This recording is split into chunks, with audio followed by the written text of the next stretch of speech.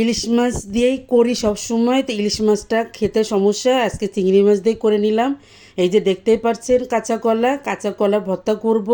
প্রথমে হলো সিদ্ধ বসিয়ে দিয়েছি আর কি, আমি একা খাবো ভেবে একটাই কলা দিয়েছি। পরবর্তীতে তো আমার মেয়ে সহই খেয়েছে চেটে পুটে, অসাধারণ হয়েছে রান্নাটা।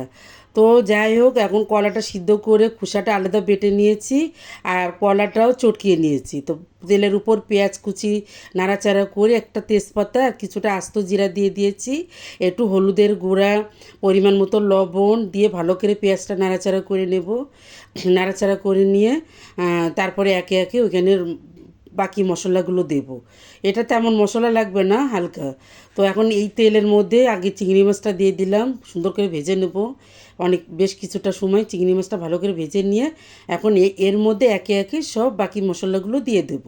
তো এখন দিয়ে দেব হলো আপনার রসুন বাটা, আর দিয়ে দেবো একটু সরিষা বাটা, দিয়ে সুন্দর মতো আর একটু নেড়ে চেড়ে নেব ভাজা ভাজা হয়ে আসা পর্যন্ত। যেহেতু এটা কোনো পানি ব্যবহার করব না, আর দিয়ে দিলাম সামান্য একটু জিরার গুঁড়া, আর অনেকগুলা কাঁচামরিচটা ফেলে দিন একটু ভেঙে ভেঙে দিয়েছি। আর দিয়ে দেবো একটু সামান্য মরিচের গুঁড়া। তো মরিচের গুঁড়া দিয়েও দিলাম, এই যে দিয়ে সুন্দর করে মশলাটা ভেজে নেব অনেকক্ষণ ধরে নাড়াচাড়া করে। এই ভেজে নিয়ে তারপরে যে এখন সিদ্ধ করে রাখা কলার খোসাটা আগে দেবো। কলার খোসাটা আগে দিয়ে কিছুক্ষণ নেড়ে চেড়ে নেব, নাড়াচাড়া করে নিয়ে তারপরে আমি দিয়ে দেবো বাকি কলাটা। তো এই সামান্য মনে করেন সিম্পল একটা রান্না, এটা যে খেতে এত মজা সেটা না খেলে আপনারা বুঝতে পারবেন না।